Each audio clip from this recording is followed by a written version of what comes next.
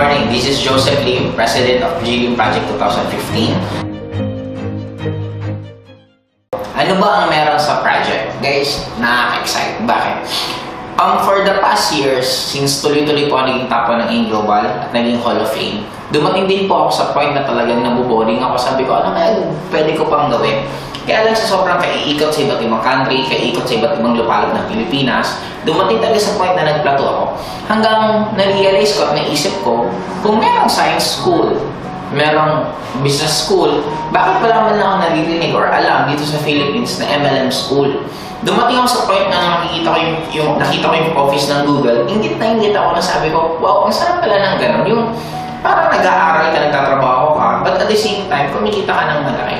Now, sabi ko, what if mapag-combine? Kasi for me, bakit ako naging successful sa networking? Isa lang meron, masaya ko po siyang ginawa. Masaya po ako pumunta sa iba't ibang lugar, masaya po ako nag-network, masaya lang po ako. Now, sabi ko, what if magawa ko yung concept na yun? Yung kung ano yung system na meron ako, ano yung work ethics na meron ako, what if kung magawa ko yun? Kaya ngayon, binuo ko po yung GLIM Project 2015. Meron po kami yung office dito mismo sa taas lang ng office ng AIM Global, nasa 18th floor. Na ang kagandahan po dito ngayon is, kung mag-join ka sa amin at gagawin mo yung system namin, mas magiging madali ang pag-network mo. Bakit? Parang ganito. Meron kami dalawa. May online division, may offline division.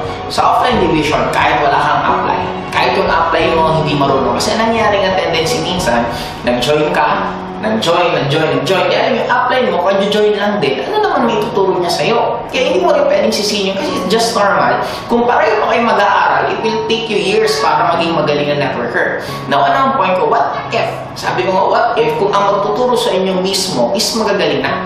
Kaya bumuo ako sa offline division, meron po ang tinatawag na coordinators. Ito ang coordinators na to, regardless kung cross-line nila or downline na or hindi, ang treatment nito will be the same. Kasi para po sa akin, hindi ako magiging magaling mag-talk kung ang naging treatment ko po sa iba, pag cross-line, hindi ako nagsasalita, pag downline ko sa kalan, never ko po kasing ginawa yan. Naging part po ako ng Speakers Bureau ng AIM Global, umiikot ako ng buong Philippines, trinato ko po lahat ng downlines ko. Kaya ngayon dito, yung mga coordinators ko, tinuruan ko rin po sila kung anong work ethics sa akin. Sabi ko, walang tapon sa mundong to. Kung ano man ang itatapon mo, ibabalik at ibabalik sa'yo. At gandahan mo na tapon mo. Anong point ko? Kung ikaw yung coordinator at tinuturuan na maging magaling na networker yung estudyante mo, ano mangyari sa'yo? Gumagaling ka magturo. Eh, what if pag downline mo na tinuturuan? In short, hindi ko lang masyadong i-elaborate ng sobra. Yung coordinators nandito po para tumulong sa'yo. Kaya napakaswerte nyo po. Kahit wala nag-guide sa inyo, kahit ikaw yung parang ligaw na distributor na wala kang cross-line, wala kang apply na kaibigan, parang gano'n. Nakapoint ko, meron po system na ginawang GLIM Project para sila na po tututok sa'yo.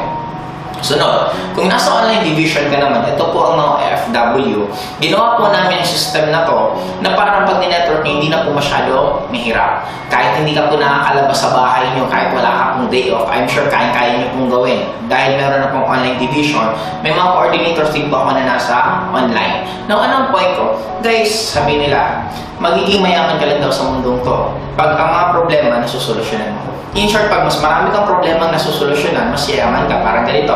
Ang chef, ang sinusolusyonan niya siya. Ang abogado, ang sinusolusyonan niya yung mga problema mo sa law. Ang dentist, ang ngipin. In short, lahat sila may sinusolve. Now, sabi ko, what if? Lahat ng problema sa networking, masolusyonan. And dito na po nabuo ang GLIM Project 2015. I challenge you. Kung bibigyan mo kami ng problema, bibigyan ka namin agad ng solusyon. Kaya para po sa akin, ang GLIM Project, ginawa po namin to kasi ang paniniwala po namin, kaya mong yumaman in a span of 1 year lang. Bakit papapaabuti ng 2 years? Bakit papapaabuti ng 3 years kung pwede ka naman yumaman in a span of 1 year lang. Kaya may system na po kami, may mga leaders na po natututok sa'yo, may office na po tayo, napakaganda. Kaya ang kailangan mo na lang gawin, decision na gawin niyo po to kasi isa lang po sure ko kung ano po yung naging result ko balang araw at darating ang oras, yun din ang magiging result mo. Power!